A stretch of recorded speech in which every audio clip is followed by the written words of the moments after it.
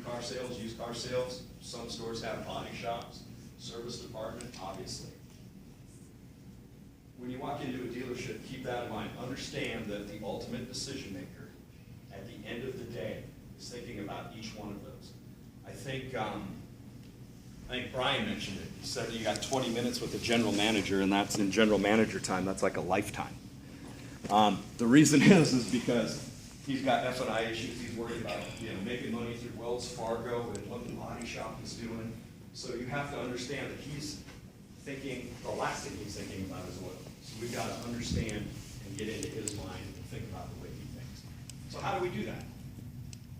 We ask questions to understand how they make money.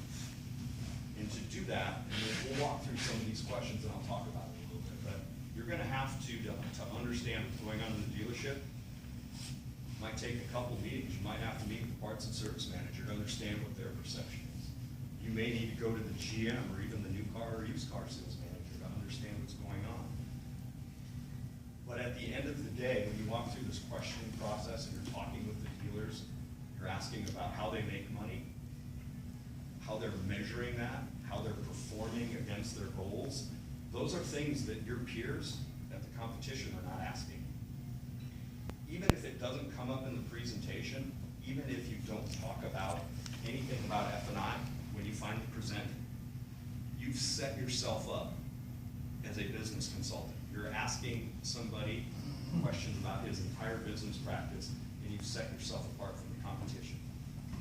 I fall into this habit, run in and try and throw the presentation out, make my 4 calls today. It doesn't work at dealers, and it never will. If we're showing up with that deck I put together, I got to, back in the installed national accounts days when Fergie was there, I was locked in a room in Phoenix, Arizona, and told to give the band tile presentation in 6 slides. I called you a couple names. You weren't in the room. So Mr. Burns was in there with slides me. under this presentation. Yeah. When we walked out of that presentation, we did not win the business. We learned a lot, and it's the basis for a lot of the success we've had today. But the one thing that has always stuck with me, somebody behind us as we were walking out said, finally, an oil company that knows how to give a presentation. It's not about 50 slides. It's about the content and driving home the point of how much money we're going to make you. Your job as salespeople is to understand what we're going to do with this toolkit we have and make that dealer money. How are we going to make him money? And it's not always going to be in selling oil. And we'll talk about this, and I'll give you some examples of different things we've done. So we've got the questions, we walk through that. So I put together, and this is not the end-all, be-all by any stretch of the imagination, but just some samples of when I'm getting ready, when I'm doing a POPSA, when I'm looking at what I want to do at the dealership level and what I want to talk about, these are the types of things I'm thinking about. When you get to the top of the page, that's where most of the competition stops. They're looking at, you guys want one? Yeah, I think I got enough. What's your volume? Who owns your equipment? What are you paying for oil? The basics. And absolutely, it's the foundation of what we do. We need to understand that. And that's coming from, probably from the parts manager's perspective, maybe a little bit of the service manager's perspective as well. You don't need one, can you? Is that good?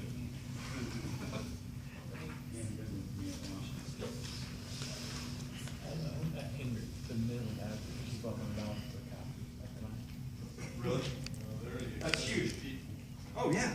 I mean, I've had multiple dealers tell me my sales guys are an F&I. That's where They would lose money on a car knowing that their average F&I charge is $1,200. Oh, an extended warranty? They're trying to charge you $3,000. I know for a fact you can walk out of there with $750, and I know we still made money on a $3,000 extended warranty. There's huge, huge margin in that. So if I'm trying to talk to the owner of a dealership, do you think he gives a petunia about oil changes? No, but does he give something he's making 900% margin on? Yeah. Our job is to get creative and find out how we can integrate our programs into those departments. It's not always going to be an F&I. Every dealership is going to be different. They're going to have different different motivations, different areas of concern, different things they're focused on. So F&I, you know, I guess I'll take a step back. If you guys were to pick up the phone and say, Becker, I've got a hot prospect. I need you to come down and help me with the presentation. I'm probably going to give you something very similar to this and ask you all of these questions. And if you can't answer them, we ain't ready to talk business with these guys yet. Sorry for the ain't, but it's a fact. We need to come in there and let them understand or show them that we want to understand how they're making money and where they're doing it. So, F&I, we need to understand what's the most profitable thing you sell in F&I. A question came up earlier. The parts manager is a blocker. I can't get past him. You want to get past your parts manager? Set up the meeting and go through this list of questions with him.